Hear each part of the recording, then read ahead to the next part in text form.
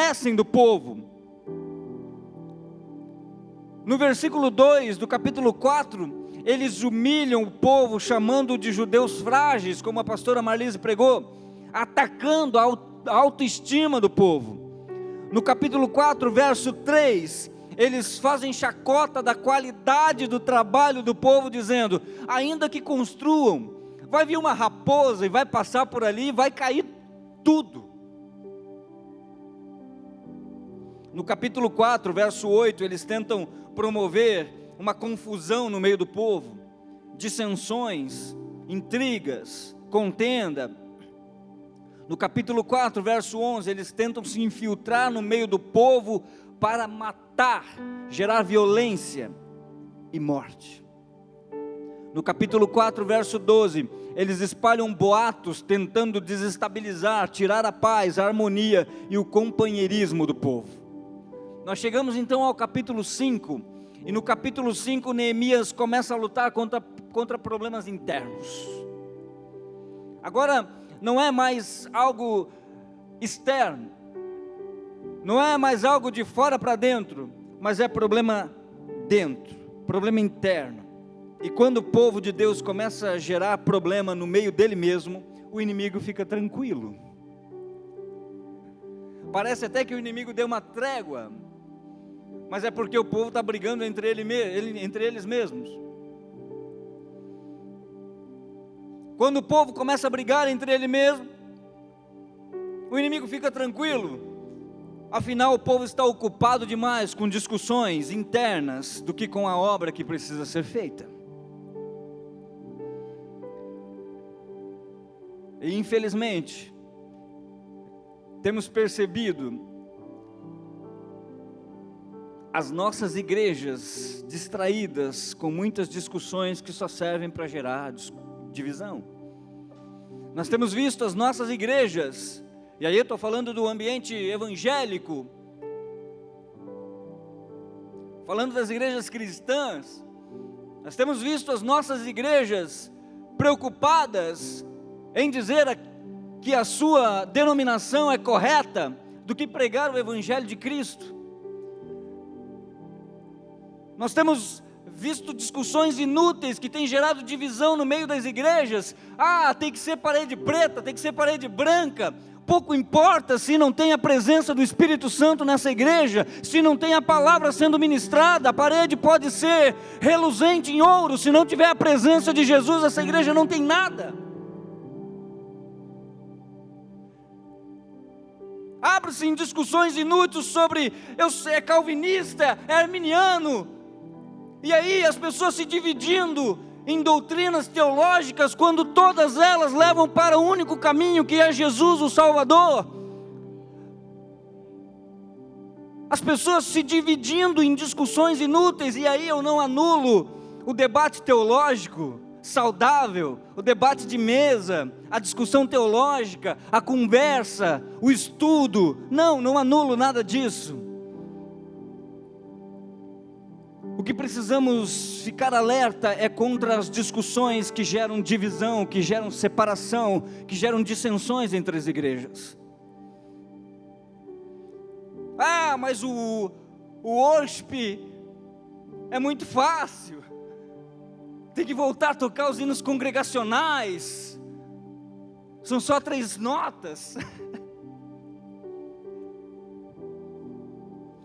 Tem que voltar a tocar ainda a harpa, os congregacionais, e aí fica nessa discussão inútil, quando na verdade Deus está olhando no céu e dizendo: apenas me adora em espírito e em verdade. Não importa se você vai cantar A, se você vai cantar B, eu quero que você abra a sua boca e celebre, e agradeça, e adore.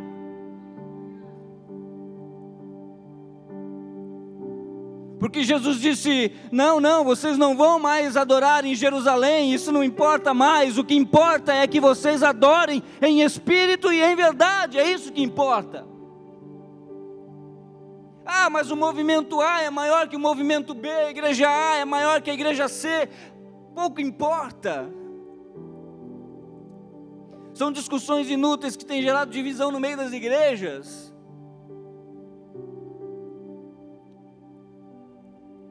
O problema é resolvido então por Neemias. No capítulo 5, o povo volta à obra e o inimigo novamente volta ao ataque,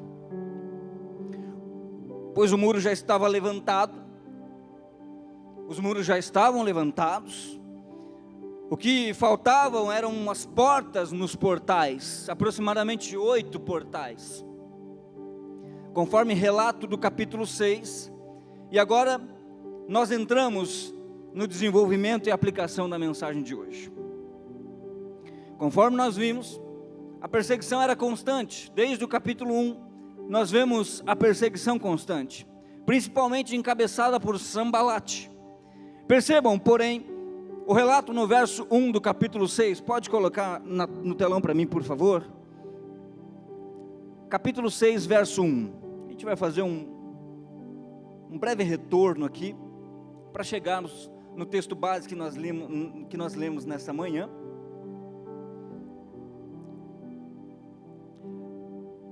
Capítulo 6, verso 1 na NVT diz: Sambalate, Tobias, Gesem, o árabe, e o restante de nossos inimigos descobriram que eu havia terminado de reconstruir o muro e que não restavam brechas, embora as portas ainda não tivessem sido colocadas em seu lugar.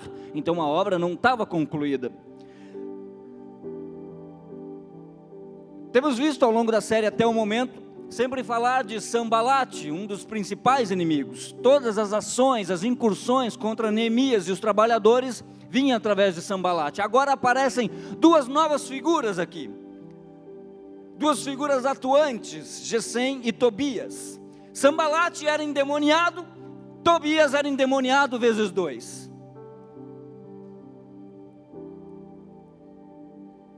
Porém Neemias conhecia as intenções dos camaradas.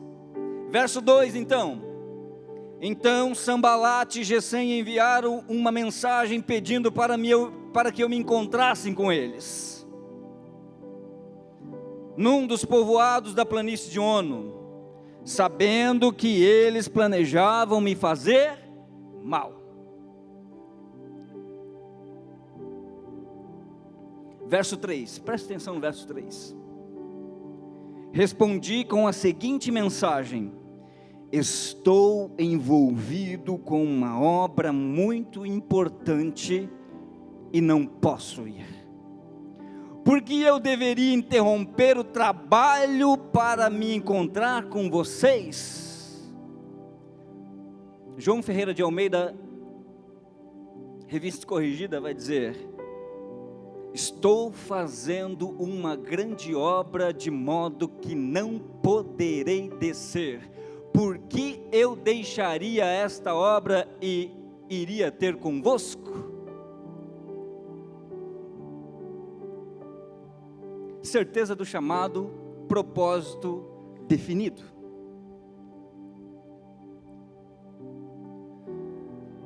Todos nós fazemos parte de uma grande obra, amém? Você faz parte de uma grande obra. Todos nós fazemos parte de uma grande obra por meio do chamado universal, ou aquilo que em Marcos capítulo 16 e verso 15, Jesus chama de a grande comissão. Ele diz, em Marcos 16 e 15, Jesus lhes disse: vão ao mundo inteiro e anunciem as boas novas a todos, ou ide e pregai o evangelho a todo mundo. Essa é a grande comissão, esse é o chamado universal. Não importa se você sabe falar, se você sabe pregar, se você canta, se você ministra, não importa qual seja a sua vocação, todos nós, como igreja de Cristo, somos chamados para o ID, amém? Ah, mas eu sou tímido, eu sou envergonhado. Não, você foi chamado para o ID. Ah, mas eu não sei pregar, eu não sei cantar. Isso não é o ID. Isso é vocação. E aí, nós falamos sobre chamado específico. Há o chamado específico, que Paulo chamou em 1 Coríntios de vocação. Nem todo mundo vai pregar, nem todo mundo vai cantar, Eu falava esses dias com o pastor Leno, eu tenho uma dificuldade muito grande com evangelismo de rua, sabe? Esse evangelismo de rua, folhetinho e tal. Meu pai é mestre nisso, ele chega, sabe abordar, sabe falar, ele entrega o folhetinho, a pessoa está chorando, e nem queria receber ele. Mas eu não consigo. Mas ele não, se ele pegar o microfone, dá um ataque cardíaco no velho, ele morre. Cada um na sua. O Dani na bateria, eu pregando, porque se eu sentar lá, vocês saem tudo correndo. É assim. Cada um na sua, isso se chama vocação. Paulo complementa então Efésios capítulo 4, verso 11, dizendo: Ele designou alguns para apóstolos, outros para profetas, outros para evangelistas, outros para pastores e outros para mestres. Vocação. Eles são responsáveis por preparar o povo santo para realizar a sua obra e edificar, construir o corpo de Cristo, até que todos alcancemos a unidade de fé e o conhecimento do Filho de Deus. Produzem o amadurecimento, chegando à completa medida da estatura de Cristo. Temos o chamado do ID, o chamado universal, a grande comissão. Viemos todos e fazemos parte da família de fé. Estando fazendo parte da família de fé, nós temos o compromisso do ID, 16 e 15 de Marcos. Mas dentro do compromisso, dentro da família de fé, nós somos vocacionados com talentos e dons que Deus colocou na vida de cada indivíduo. Neemias então entende o seu chamado específico. Meu chamado específico é reconstruir o muro. Esse é o chamado específico. Então quando o irmão dele, Anani, chega junto com os judeus, lá no capítulo 1, e diz: olha, o povo que foi com Zorobabel, o povo que foi com Esdras, estão na miséria, estão na ruína. Vocês lembram, né? Que já haviam acontecido 2 voltas antes de Neemias, 2 voltas do exílio, uma com Zorobabel, outra com Esdras, e a terceira acontece com Neemias. Neemias então chora, fica preocupado, ora ao Senhor, e leva a terceira leva de povo, de exilado, agora com o compromisso de reconstruir os muros. Ele entende o seu chamado específico e geralmente, irmãos, o nosso chamado vai nos tirar do conforto. O nosso chamado vai nos tirar do conforto. Vocês lembram qual era a atribuição de Neemias junto ao rei Artaxerxes? Ele era copeiro do rei. E ser copeiro do rei, meus queridos, era uma função nobre, de altíssima confiança. Vocês achavam que ele vivia mal? Obviamente que não, ele comia a comida do rei. Era perigosa? Era, que se tinha veneno, já era para Neemias. E era por isso que ele experimentava toda a comida do rei, toda a comida e bebida do rei, antes de servir. Mas ele comia mal? Não. Ele dormia mal? Ele era o mais próximo do rei. Mas o chamado o tirou do conforto. Tira ele do palácio do rei Artaxerxes, comendo bem, vivendo bem, para ficar dias sem tomar banho, para fazer a guarda dos muros, sem comer, sem dormir. Você está disposto a viver o seu chamado? Pergunta 1. Pergunta 2. Você está disposto a sair do seu conforto para cumprir o seu chamado?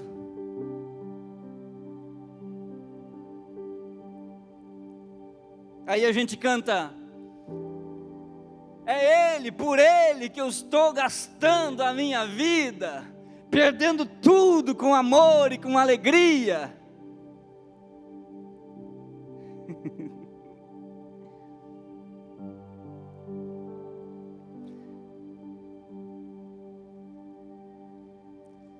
Bela música, inclusive. Glória a Deus pela vida do Ina. Só para que você saiba o que você está cantando, irmão. A música é Ele. Narra a história de João Batista, conforme relata Lucas, capítulo 3, versos 3 e 4. Quando ele diz: e percorreu toda a terra ao redor do Jordão, pregando o batismo de arrependimento para o perdão dos pecados, segundo o que está escrito no livro das palavras do profeta Isaías, que diz: vós que clama no deserto, preparai o caminho do Senhor e endireitai as suas veredas. E segue lá no verso 16 dizendo: e respondeu João a todos dizendo: eu na verdade batizo-vos com água, mas eis que vem aquele que é mais poderoso do que eu, a quem eu não sou digno de desatar as suas sandálias. Este vos batizará com o Espírito Santo e com fogo. A música narra a história de João Batista. E quando ele diz, perdendo tudo por amor e com alegria, João Batista perde a sua liberdade e a própria vida, tendo a sua cabeça sendo servida numa bandeja por denunciar o pecado, anunciar o arrependimento e Cristo como Messias encarnado. Então sim, João Batista perdeu tudo, perdeu liberdade, a cabeça e a vida, por amor e com alegria, sabendo que depois dele viria aquele que ele não era digno de desatar as suas sandálias, mas que batizaria com o Espírito Santo e com fogo, o Cristo revelado.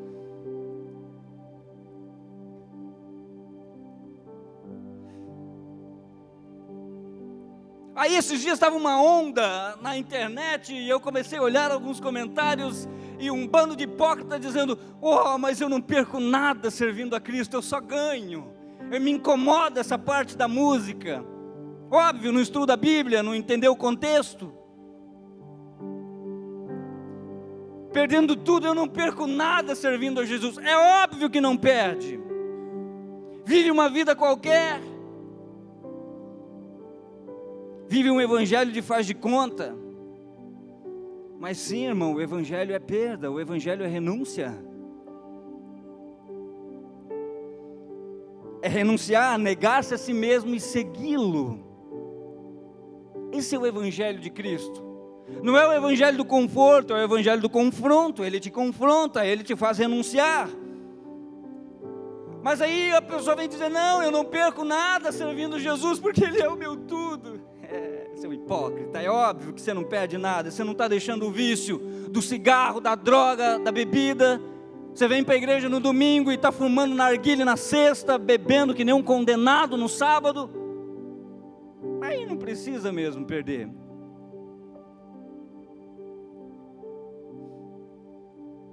Não deixa a imoralidade sexual, vive com a sua namorada como se fosse casado, não perde nada.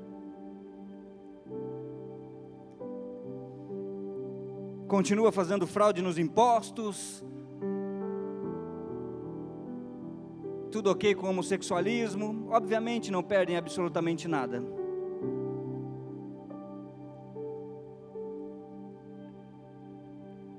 Pesado, né? É o evangelho de Cristo.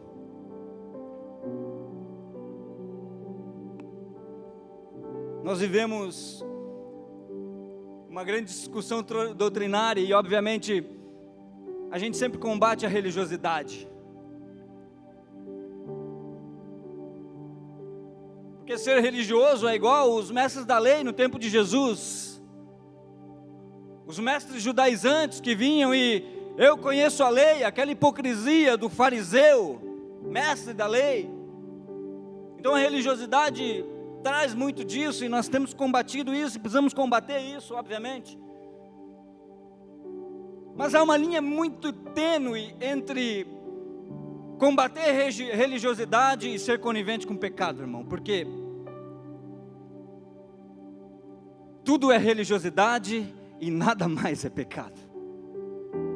Ah, mas se você falar do meu cigarrinho, você está sendo um religioso. Se você falar da vida que eu vivo com a minha namorada, você está sendo um religioso. Não, não, irmão, é o evangelho de Cristo. Tudo é religiosidade e nada mais é pecado. Temos que tomar o cuidado com essa linha muito tênue. Paulo então diz: mas o que para mim era ganho, reputei-o como perda por Cristo.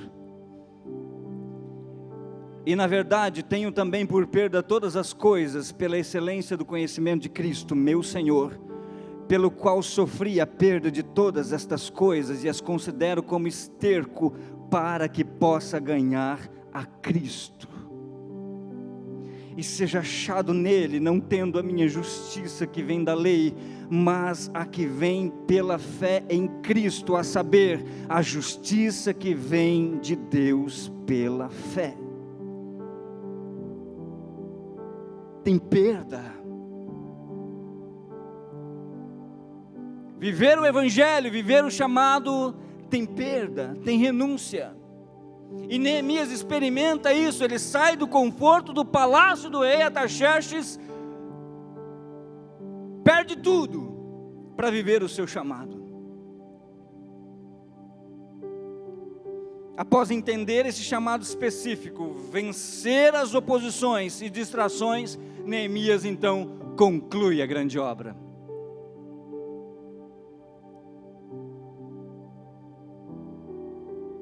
Verso 15 do capítulo 6, que foi o nosso texto base. Coloca na tela para mim, por favor. Neemias capítulo 6, verso 15, texto base desta manhã. Diz: por fim, no dia 2 de outubro, repita comigo, 2 de outubro. Agora repita comigo, 4 de outubro. Anotou as duas datas? 2 de outubro foi o dia que Neemias terminou a reconstrução do muro. Dia 4 de outubro, meu aniversário. Deixa Deus te usar. Deixa Deus te usar. Anotou? Amém? Não podia perder essa, irmãos. Quando eu li essa parte no texto, eu falei: glória a Deus. No dia 2 de outubro, em outras versões vai dizer aos 25 dias do mês de Elul.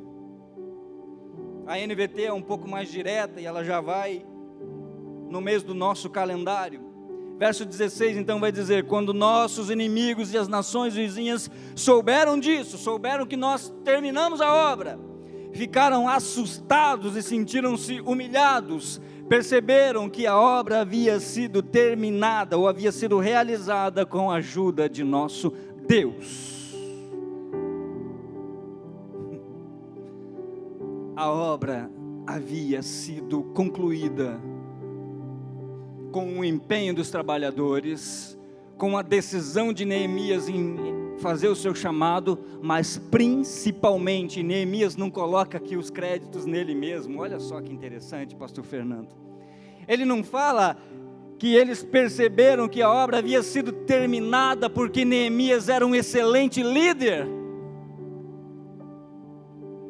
Ele diz: perceberam que a obra havia sido realizada com a ajuda de nosso Deus, porque é Ele, é por Ele que nós estamos gastando a nossa vida. A Bíblia não relata exatamente o tamanho da obra, mas deixa claro que era uma obra complexa, que era uma grande obra, impossível de concluí-la com recursos humanos, principalmente com recursos escassos, exilados cansados, sem recursos financeiros, dependendo do patrocínio, do financiamento do Império Medo-Persa. Mas a história diz que a última reforma nos muros, que ocorreu em 1535 e 1538 depois de Cristo, quando Jerusalém já fazia parte do Império Otomano, segundo ordem de Solimão I, não Salomão, Solimão I, o comprimento das muralhas era de 4,18 quilômetros, a altura média de 12 metros e uma espessura de 8,5 metros em média. É uma muralha, é um muro de cidade, não é um murinho da minha casa. E Neemias conclui em 52 dias.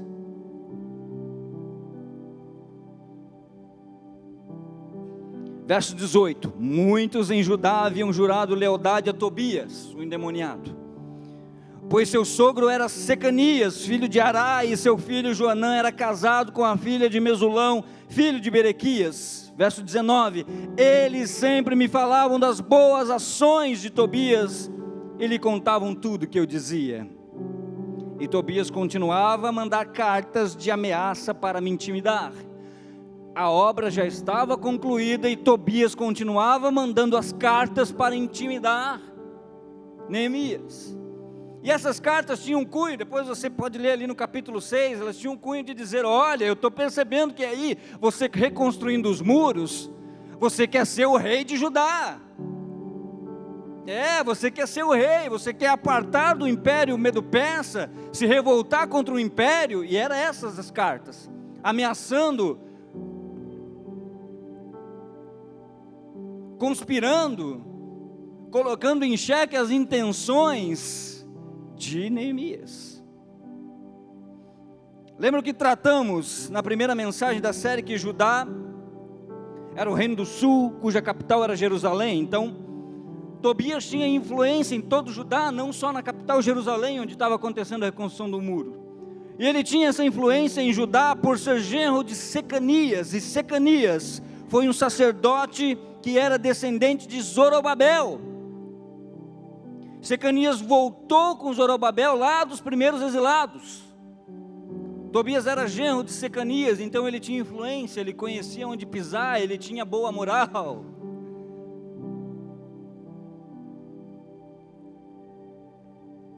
Verso 19 diz: eles sempre me falavam, os outros judeus, sempre me falavam das boas ações de Tobias. Era um homem que tinha boas ações, mas era inimigo de Deus, inimigo do povo de Deus, atacando Neemias, atacando a reconstrução dos muros.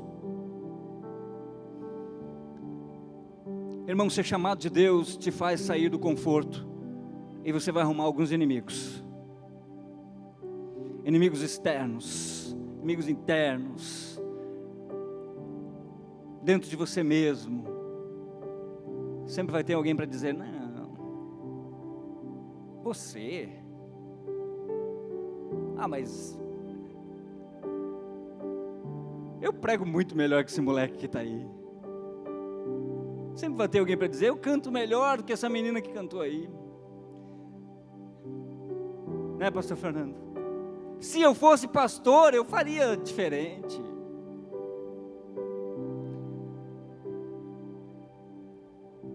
O seu chamado sempre será atacado, mas lembre-se, você foi chamado para uma grande obra. Neemias diz, 6:3, eu estou fazendo uma grande obra de modo que eu não posso descer. Por que eu deixaria essa grande obra para ir ter com vocês? Eu fui chamado por uma grande obra, eu sei quem me chamou, eu sei quem me escolheu.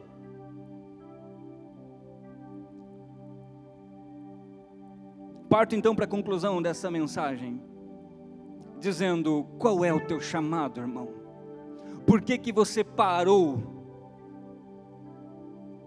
Por que você largou as suas armas? Por que você largou as suas ferramentas? Volte ao trabalho imediatamente, o rei te chama.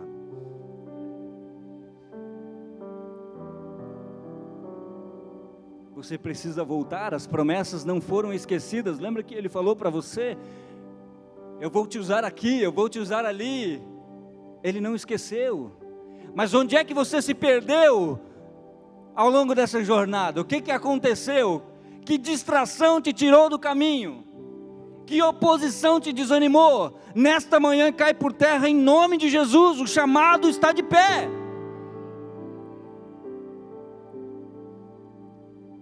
Eu tive a semana inteira lendo esse texto base de 15 a 19, e preocupado com a aplicação dele, perguntando: Jesus, o que eu vou pregar para essa igreja?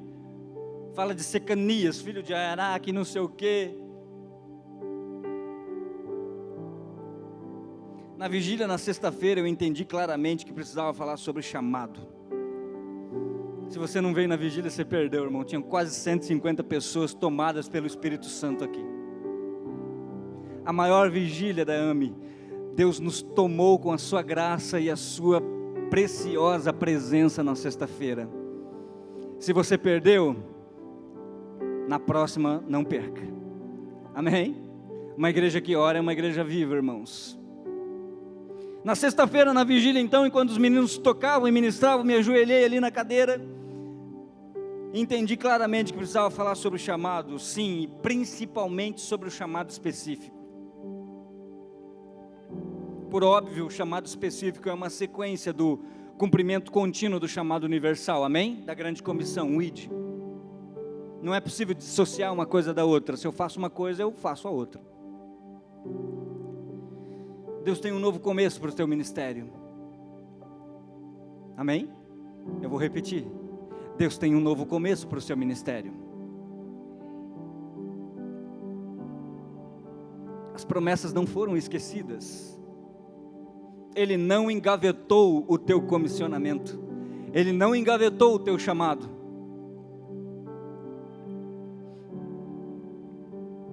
Mas sabe qual é a boa notícia? Ele vai te ajudar nessa obra. Você não está sozinho. Eu sempre digo que quando Deus chama, Ele capacita. Quando Ele capacita, Ele enche. Quando Ele enche, Ele envia. Ele prepara.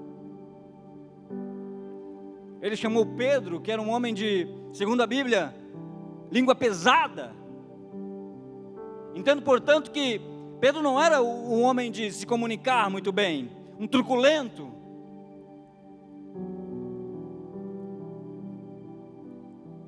De personalidade difícil, sanguíneo. Jesus chama ele e diz: ei Pedro, tu és pedra, e sobre essa pedra edificarei a minha igreja, e as portas do inferno não prevalecerão contra ela. Em Atos 2, Pedro toma a palavra, aquele de língua pesada, toma a palavra, prega, e mais de 3.000 almas se convertem. Não vem de nós, é dele. Ele capacita, ele enche e ele envia. Não se preocupa se você sabe, se você não sabe. Ele enche, ele envia. A boa notícia é que Deus vai ajudar nessa obra, mas a má notícia é que as oposições não vão cessar.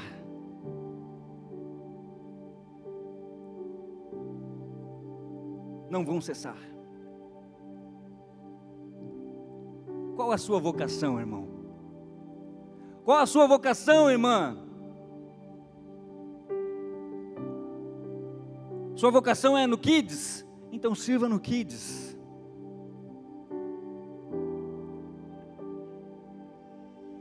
Eu sempre falo que os nossos voluntários do Kids não estão ali para entreter os nossos filhos, amém? Eles estão ali como canal de Deus, para ministrar a palavra de Deus sobre os nossos filhos. Isso me faz lembrar de quando eu era criança, na Assembleia de Deus, e eu não perdi uma escola dominical, e a minha professora da EBD, tia Beli, a irmã Marli, que já dorme com o Senhor, ela plantou no meu coração o amor pela palavra de Deus.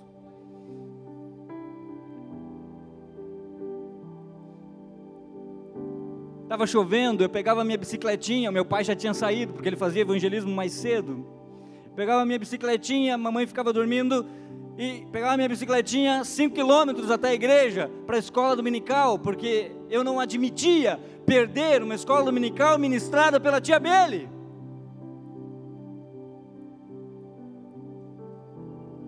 Não tinha docinho, não tinha pirulito, não tinha salgadinho, não tinha absolutamente nada, só tinha a simplicidade daquela mulher de Deus, ensinando história bíblica. E eu nunca vou esquecer dela, porque a partir daquele dia, a minha vocação foi plantada. Não é por acaso que começo a pregar com 11 anos, a vocação foi plantada. Qual é a sua vocação? Será que essa criança que está dando bola para o que eu estou falando, certamente ela está dando importância para o que você está falando? A semente está sendo plantada. Se a tua vocação é servir no Kids, sirva no Kids, seja a irmã Beli na vida de alguém, porque de lá estão saindo os nossos novos pastores. Amém? Você acredita nisso? Amém? Do nosso Kids estão saindo os novos pastores, amém? Os novos cantores, os novos ministros, os novos vereadores, prefeitos, governadores, presidentes desse país.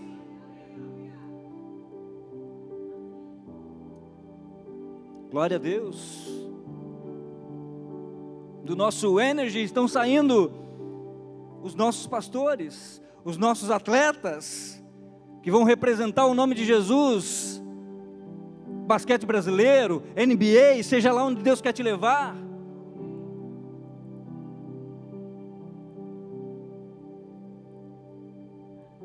Qual é a sua vocação, irmão?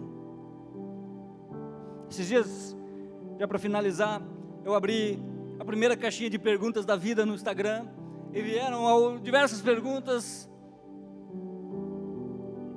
Respondi algumas, fiquei meio sem tempo, respondi algumas delas, e uma delas foi mais ou menos assim: você sempre quis ser pastor?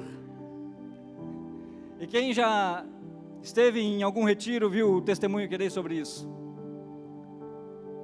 Comecei a pregar com 11 anos, molequinho, pregando 11 anos, 12 anos.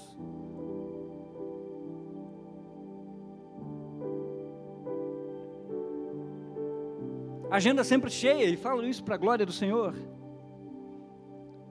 Aos 12 anos pregava sexta, sábado, domingo, segunda, terça, quarta, quinta e sexta de novo. Cheio de energia. Chego num congresso de Camboriú, bem importante, onde conheci minha esposa, graças a Deus, glória a Deus por Camboriú, amém.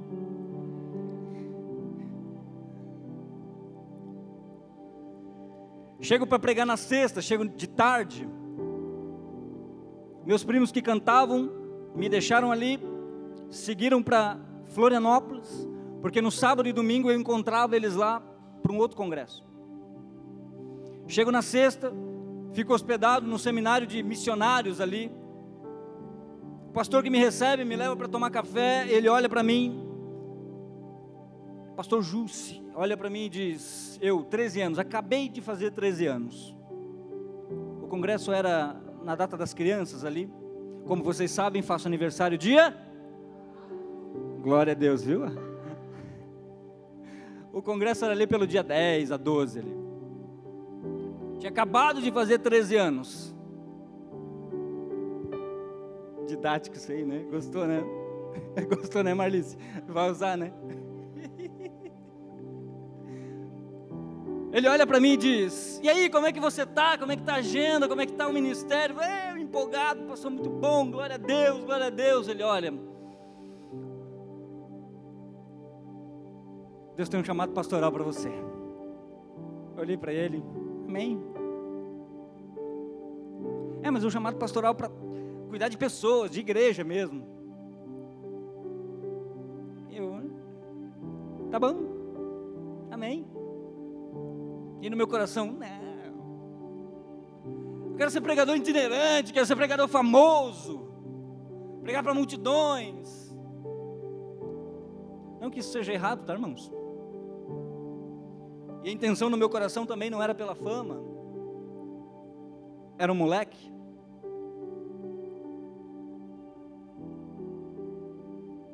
Mas Deus tem seu chamado específico, e não adianta fugir do chamado. Quando Ele chama, Ele chama, e Ele vai te incomodar até você exercer o chamado. Quando fui convidado ao pastoreio da Igreja AME, na Assembleia de Deus já exercia o ministério desde os 12 anos.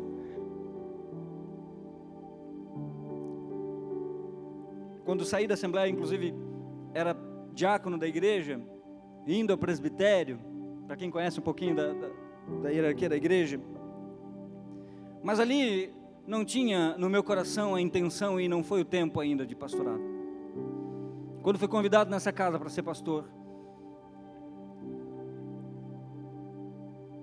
Eu pensei em dizer não, mas eu ouvi claramente a voz do pastor Jussi naquele dia, enquanto eu tinha 13 anos, me dizendo: Deus tem um chamado pastoral para a tua vida. Como pastor voluntário dessa casa, eu tenho um trabalho, obviamente. Um trabalho que me sustenta, que graças a Deus nos sustenta. Mas o trabalho de pastor voluntário nessa casa me tira do conforto. O chamado te tira do conforto. As pessoas vão falar de você, as pessoas vão se opor a você, as pessoas vão caluniar você, as pessoas vão abraçar você e falar de você pelas costas. Mas você tem um chamado, você tem uma vocação, e nesta manhã eu te pergunto: qual é o teu chamado, qual é a tua vocação? Deus está te chamando para aquilo que Ele tem na sua vida. Fique de pé comigo nessa manhã.